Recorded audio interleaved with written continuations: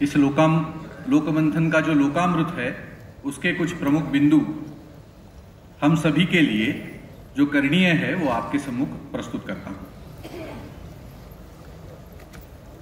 वनवासी, ग्रामवासी, नगरवासी, हम कोई भी हो, लेकिन हम पहले भारतवासी है, क्योंकि हमारा लोक एक है।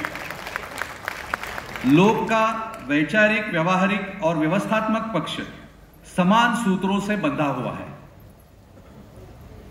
उपनिवेशवाद की प्रक्रिया ने शिक्षा के माध्यम से हमारी अवधारणा और दृष्टि को बदल दिया, जिसके कारण हम अपने ही लोक को हीन भावना से देखने लगे।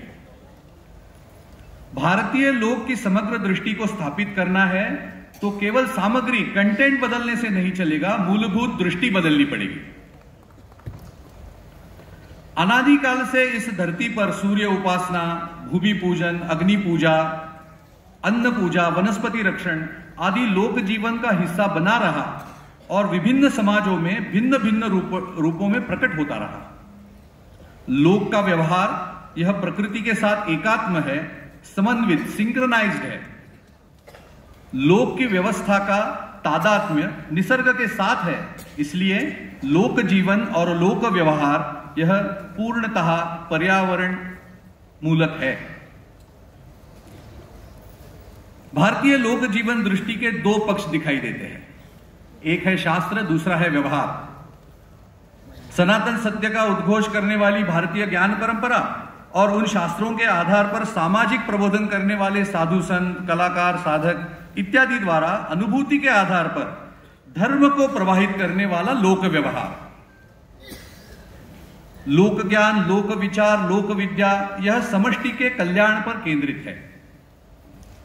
लोक संस्कृति और लोक परंपराओं में शाश्वत विकास के तत्व है। भारतीय समाज में शास्त्र और लोक पृथक नहीं है।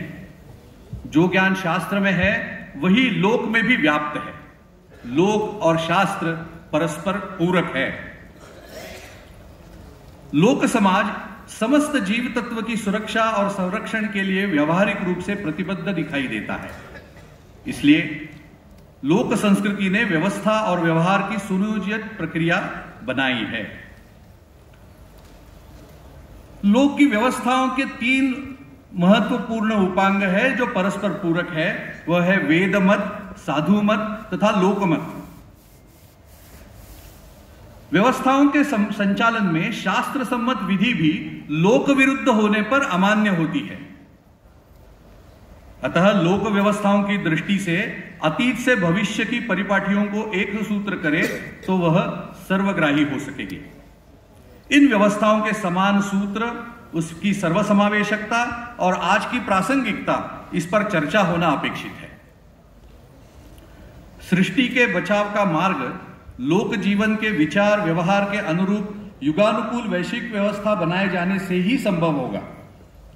अध्येताओं और लोक जीवन जीने वालों को एक मंच पर लाकर ही दुनिया की समस्याओं का समाधान खोजना होगा, तभी अस्तित्व भी बचेगा और लोक आनंद की अनुभूति भी मिलेगी। भारत के पारंपरिक ज्ञान का समावेश पाठ्यक्रम और पाठ्यचर्या में अनिवार्यतः किया जाना चाहिए।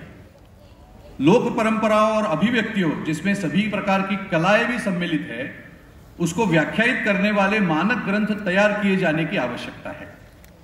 साथ ही इसी दिशा में शोध और प्रलेखन के लिए युवाओं को प्रोत्साहित किए जाने की भी आवश्यकता है।